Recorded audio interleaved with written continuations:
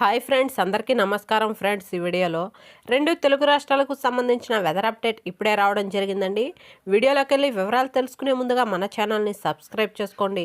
Video నచ్చితే like చేసి support చేయండి. అలాగే మీ యొక్క ఫ్రెండ్స్ అండ్ ఫ్యామిలీకి కూడా షేర్ చేయండి. ఇక ఏమాత్రం ఆలస్యం చేయకుండా టాపిక్ని స్టార్ట్ చేద్దాం.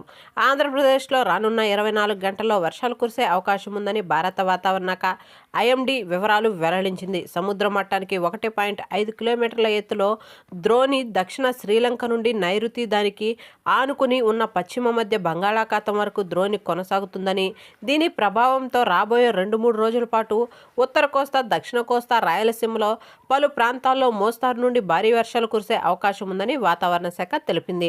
మరికొన్ని చోట్ల తేలికపాటి వర్షాలు పడనున్నట్లు చెప్పింది. ఈ క్రమంలో చలిగాలులు వీస్తాయని తెలిపింది. దీంతో ఏపీలో చలి తీవ్రత పెరుగుతుందని, ప్రజలు జాగ్రత్తగా ఉండాలని వాతావరణ శాఖ హెచ్చరికలు జారీ చేసింది.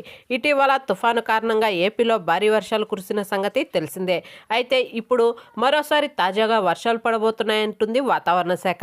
అలాగే తెలంగాణకు సంబంధించి కనుక చూసుకున్నట్లయితే తెలంగాణలో గంటకు 7 కిలోమీటర్ల నుండి 17 కిలోమీటర్ల వేగంతో గాలులు వీస్తున్నాయని, ఉష్ణోగ్రతలు చూస్తే తెలంగాణలో రాత్రి వేళ యావరేజ్గా మినిమం 17 డిగ్రీల సెల్సియస్ ఉంటుందని, ఏపీతో పోలిస్తే అధికమైన మంచు కురిసే అవకాశం ఉందని వాతావరణ శాఖ తెలిపింది.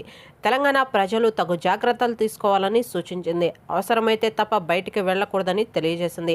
ఉదయకాల సమయమున మంచు కురుస్తున్నటువంటి వేళల్లో బైక్లు జాగ్రత్తగా నడపాలని సూచించింది. ఓకే ఫ్రెండ్స్, చూసారు కదా రెండు తెలుగు రాష్ట్రాలకు సంబంధించిన వెదర్ అప్డేట్.